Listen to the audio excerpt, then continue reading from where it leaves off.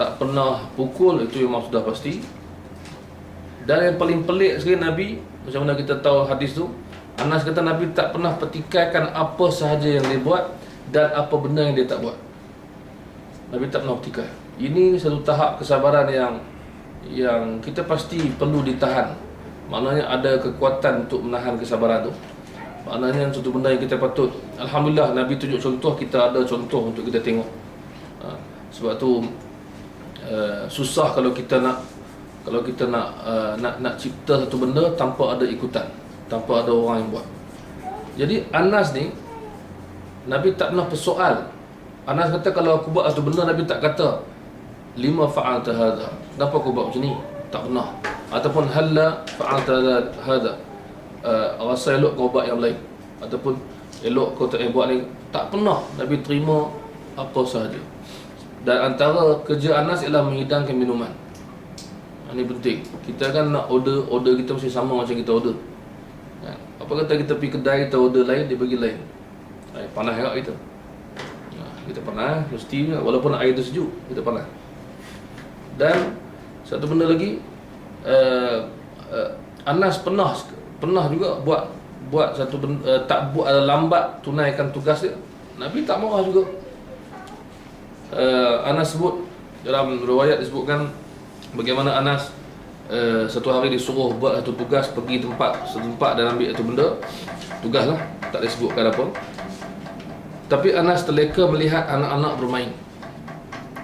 Maksudnya kanak-kanak macam dia, yang adalah permainan, saya pun tak tahu lah permainan dia macam mana kan. Kita zaman dulu mungkin ada permainan, zaman sekarang semua minggir je.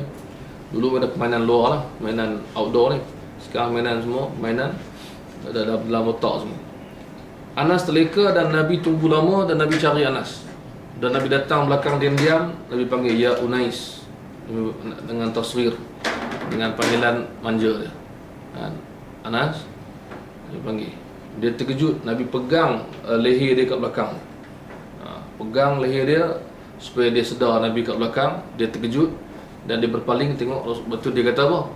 Rasulullah tak marah. Rasulullah kata, pergi buat yang saya suruh. Anak kata saya buat sekarang. Selesai. Jadi kita ni, macam saya dengan anak-anak saya, memang kita marah lah, kita suruh buat tak buat.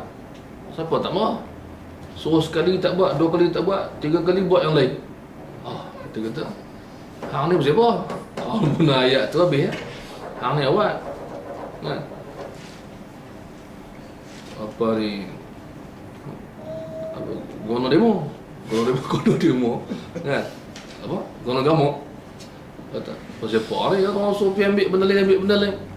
Jadi terbalik sana terbalik sini, kita dah mula panas. Memang itu confirm.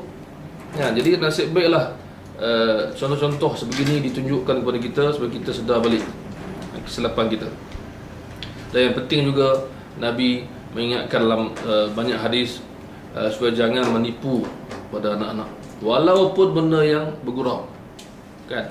Bila ada seorang sahabat wanita panggil anak dia nak bagi satu benda, Nabi kata ada tak nak bagi apa, ada tak? Dia panggil saja nak cakap nak bagi tapi tak bagi. Dia kata ada Rasulullah, saya bagi kurma, saya bagi, betul ada. Kena Nabi kata kalau engkau panggil anak engkau cakap ada tapi tak ada, itu bohong. Tahap tu budak kecil. Kan? Kita sekarang bukan cakap bohong. Sebagian mak ayah bukan cakap bohong nak panggil, nak pujuk. Bohong nak menakut-nakutkan. Aduh, takut hantu. Bohong menakutkan dengan hantu lah, apa semua. Sampai anak-anak boleh hafal pula nama-nama hantu dan jenis-jenis dia. Sejak sebelum dah. Siapa ajar, dia tak ada ajar kat sekolah. Dia kat rumah. Dan dilayan dengan adil. Nabi SAW pernah masuk dalam rumah isterinya Maimunah, diikuti oleh Ibn Abbas dan juga Khalid. Ini dalam Syama'il berada. Dan Nabi SAW minum dalam bekas susu yang diberikan, dihidangkan. Nabi nak bagi pada Khalid sebab dia lebih tua. Nabi tanya Ibn Abbas dulu, Ibn Abbas, giliran kamu sebelah kanan, tapi boleh tak saya nak bagi Khalid dulu? Ibn Abbas kata tak boleh, ni saya punya. Dan Nabi bagi kat Ibn Abbas. Mana kalau kita nak tanya pandangan buat apa? Hang duduk diam-diam lah. Hang tu kecil lagi, bagi orang tua minum. Budak kecil jangan campur. Budak kecil tak kena tukang ambil banyak. Masa hari raya kan, cik bagi sikit lah. Aduh, cik tak boleh buang duit banyak. Kemudian bila minum semua, hang tunggu, bagi orang tua minum dulu. Ada orang tua sakit banyak, makan banyak, minum banyak semua. Satu hal juga. Pilihan dengan adil maksudnya Rasulullah SAW ambil tahu pandangan dia. Dan Nabi juga beri salam kepada anak-anak. Ini satu lagi contoh adil. Maksudnya kita bagi salam biasa hanya untuk orang yang kita kenal, kan? Orang yang kita hormat, orang tua, sebaya. Nabi beri salam kepada anak-anak. Dan Anas bin Malik pernah buat di zaman dia. Dan orang heran. Masih lagi ada orang heran. Dia kata, apa nak heran, Nabi pernah buat. Dia tahu lah dia kena-kena sama Nabi. Dia tahu Nabi SAW jumpa anak-anak ramai-ramai, Nabi beri salam, Assalamualaikum. Itu maksud dia. Bagi salam kepada semua orang. Yang Nabi sebutlah hadis yang lain tu kan. Taqra'u salam ala ma'arafta. Bagi salam kepada orang yang kamu kenal, wa lam ta'ala yang kamu tak kenal. Dalam tu termasuklah beri salam kepada kanak-kanak. Dan wanita. Nabi beri salam kepada jauh, angkat tangan, beri salam kepada sekumpulan wanita. Benar sekali. Maksudnya bukan satu benda yang kita nak hadkan, ini tak boleh, ini tak boleh, ini budak kecil, ini tepi, ini semua dan sebagainya. Ini maksud bagi peluang kepada anak-anak ni. Jadi sebahagian orang cakap antara perubahan yang dibuat oleh ibu ayah di zaman sekarang ni, orang kafir cakaplah kajian dia ialah kembangkan potensi anak. Kan? Jangan sekat dia ke satu tahap, bagi dia kalau dia boleh ni begitu yang ramai orang. So bayang boleh main tu apa skateboard tu. Apa dia panggil tu? Ada layak tu, dia tarik dengan boat tu. Ada lagi. Surfing. Budak kecil je. Kan? Dia boleh bagi. Pakai pelampung tu pun besar kami dekat badan dia. Terjun dia ada. Kan? Dia boleh bagi tu. Tapi tak tahulah ngeteh baca Quran, dia baca Quran tapi tak tahulah. Tapi berenang tu nampak laju lah. Tekuk baca Quran dia pelan lah ni. Tu kena jaga juga. Maknanya berapa ramai anak-anak dalam dunia ni yang bila dia bagi peluang dia boleh buat. Kan? Lebih dahsyat daripada tak terbayang. Terutama dalam sukan. Kan? Budak kecil dalam sukan. Ada budak tu yang masuk bina badan kecil. Dia angkat berat. Badan kecil, ketui badan dia. Angkat besi. Siapa suruh tahu? Lepas tu ada yang silat, ada yang taekwondo. Kecil lagi dah belajar. Ada orang mengaku, saya jumpa orang yang pelajar yang daripada sekolah rendah hari dia dah masuk taekwondo, dah masuk pertandingan. Dia kata kan? Dahsyat, boleh buat macam-macam gaya lah apa semua. Ada yang lebih daripada tu lagi masuk serkes benda kecil je. Jadi maknanya peluang yang diberi. Sebab tu bila Ibnu Abbas yang kecil-kecil semua diberi peluang untuk belajar dengan Nabi. Inilah orang yang sebarkan Islam. Lepas tu anak-anak diberi ruang untuk ikut tanggungjawab yang besar. Dan bila sakit, Nabi SAW ziarah, Nabi doakan, Nabi usap, Nabi beri keberkatan. Dan Usamah bin Zaid pernah terlanggar pintu berdarah, Nabi lapkan darah dia. Jadi Nabi SAW ni dia amat jaga. Sebab tu kita tahu dalam kisah anak-anak perempuan Nabi hari tu pun kan, Osman, Nabi kata, Osman, kau jaga isteri kau, jangan pergi perang, kau jaga isteri kau sakit. Jadi makna Rasulullah SAW amat so ini benda penting. Alhamdulillah, saya rasa mak ayah insya-Allah jaga bab ni, bab sakit demam ni, insya-Allah jaga. Kemudian dalam tu juga Nabi SAW bercakap dengan anak-anak, dan anak-anak diberikan mesej yang jelas, yang penting, yang besar. Yang selalu kita buat contoh ialah Ibnu Abbas yang dinasihatkan oleh Nabi dengan benda-benda akidah. Mana tanamkan benda akidah daripada kecil, tanamkan benda ibadah daripada kecil, tanamkan benda besar kepada anak-anak. Bukan tanamkan benda kecil-kecil dan remeh-temeh saja, tapi tanamkan benda besar. Lah hadis nombor 19 dah ada 40. Nabi pesan kepada Ibnu Abbas, anak-anak lagi, Nabi kata ihfazillah yahfazka, peliharalah Allah, Allah pelihara kamu. Kemudian Nabi kata idza sta'anta fasta'in billah, bila kau nak minta tolong Ibnu Abbas, mintalah kepada Allah SWT. Benda yang kita tak terbayang nak cakap dekat anak kita, kan? Kadang-kadang kita rasa bersalah. Saya cikgu, bila saya nak cakap dengan pelajar tingkatan 1 pun kita fikir kan, apa ni faham ke tak nak cakap benda besar ni?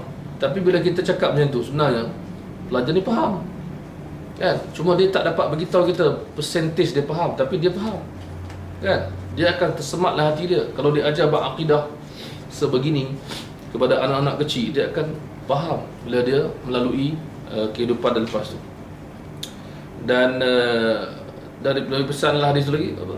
Wa'lam anna al-ummata law istama'u ala yanfa'uka bi syai'. Kalaulah semua umat berkumpul untuk bagi engkau satu benda tapi Allah tak izin, kamu takkan dapat. Cerita kat budak kecil, cerita kat orang tua pun orang tua tak larat dengar zaman sekarang. Buat khutbah pasal hadis Ibn Abbas, buat khutbah di depan orang dewasa di dalam sembahyang Jumaat masjid, khutbah kepada anak kecil di zaman Nabi. Berapa ramai tidur. Cuba try. Saya nak try nanti dapat peluang macam khutbah balik kampung saya nak baca khutbah hadis tu je, tengok apa orang tidur. Betul saya nak beritahu kat live kali kepada tuan-tuan, khutbah yang saya baca ni base pada hadis yang Nabi baca kepada anak-anak.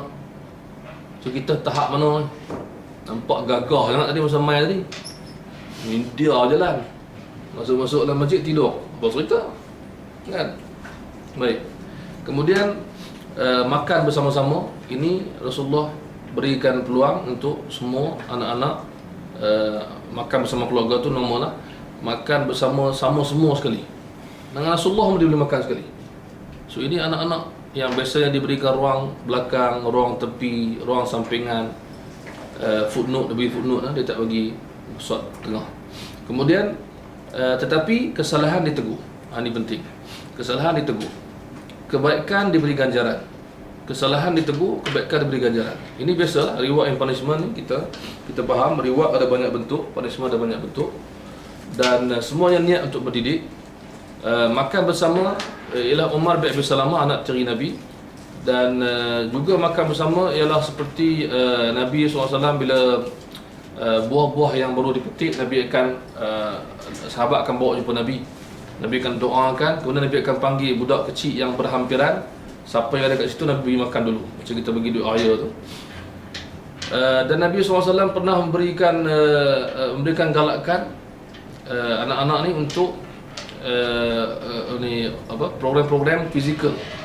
Contohnya ialah Nabi pernah suruh anak-anak Abbas, sepupu dia kecil-kecil ni, suruh lari, nombor lari. Nabi aturkan mereka. Kemudian Nabi tunggu kat ujung. Siapa sampai dulu dapat hadiah. Maka mereka berlari menuju pada Nabi dan Nabi memeluk mereka. Dan juga satu hal lagi ialah dibenarkan dengan permainan adat berbahasa itu. Itu biasa kita tahu tadi bahawa Nabi SAW tidak pernah menghalang anak-anak kecil ini untuk bermain di pasar, di mana-mana, di masjid pada keadaan yang waktu yang dibenarkan. Dan kita tahu bahawa dia berterusan lepas zaman Nabi pun. Dan antara peristiwa yang menarik ialah Sayyidina Umar pernah bila lalu dekat jalan di sekitar Madinah, ada anak-anak yang bermain, semua takut dekat Umar kecuali Abdullah bin Zubair.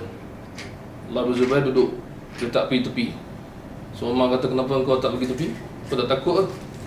Dia tak takut apa? Aku tak buat salah pun. Jalan ni besar dia. Wah, ini patut dia berani betul Abdullah bin Zubair ni. Masa kecil pun dah berani lah.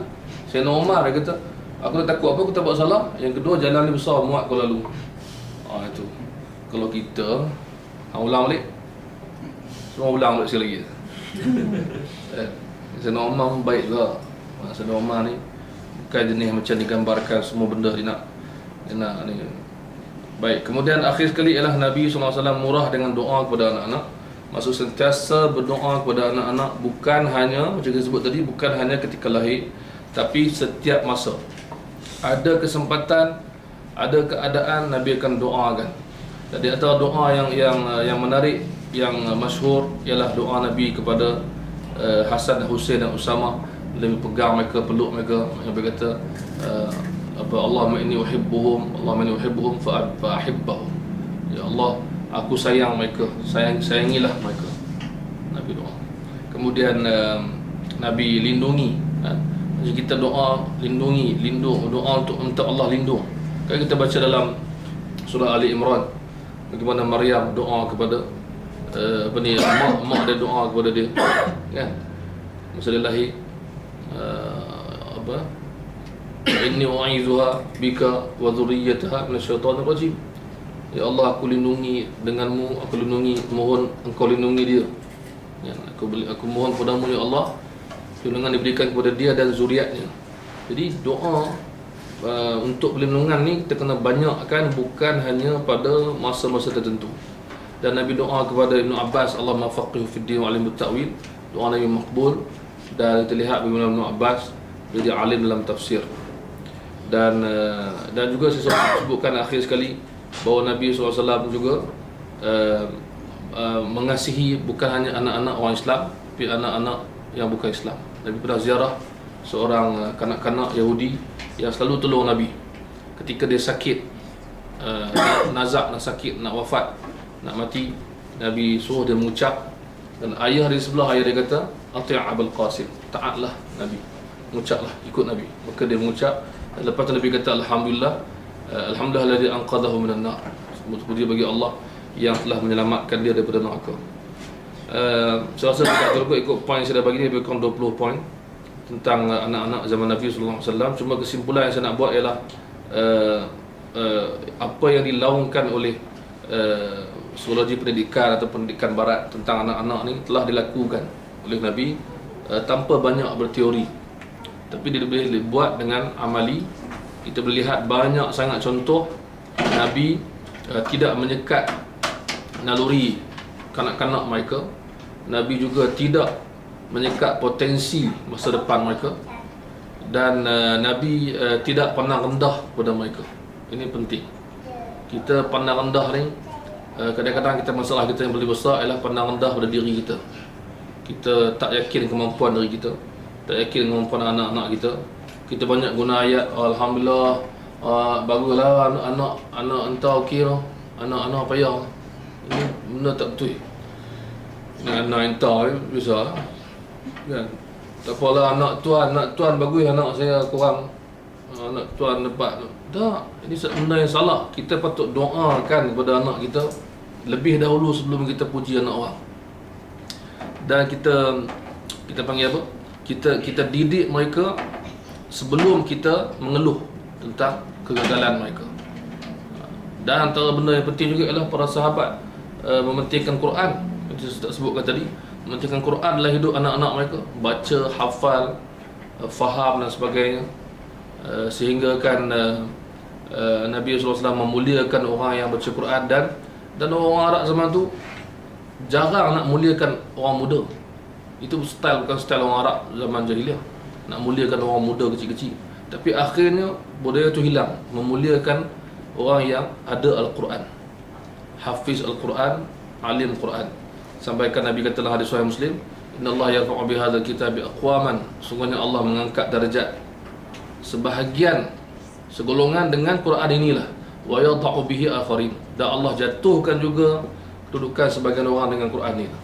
Lepas tu bila kita tahu peristiwa tu berlaku, ni Umar beritahu hadis tu bila dia tanya kepada governor dia, kau gantikan siapa, kau datang sini kau ganti siapa sana. Dia gantikan seorang hamba yang asal pada hamba.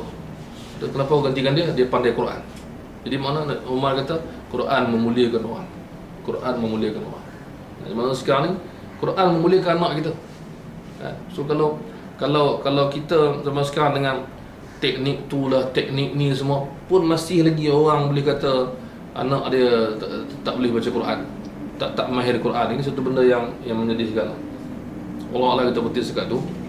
InsyaAllah akan datang kita akan lihat lagi aspek dalam sirah Nabi SAW.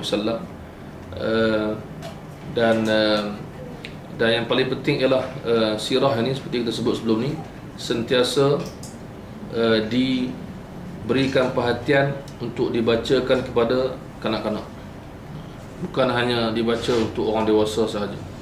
Jadi kita kena tahu, dan sehingga kan kita kena beritahu nama nasab keturunan Nabi pada anak kita, kan? Baru kita kena beritahu ya. Bukan kata benda yang besar, tapi benda kecil pun kita kena beritahu supaya dia pernah dengar, kan? Dia baca nasab keturunan sahabat, betul ada nama Ka'ab bin Murrah, betul kan? Malik bin Fihr, ini keturunan Nabi, ini datuk nenek Nabi, maksud dia. So dia tahu benda tu, ya. Wallahu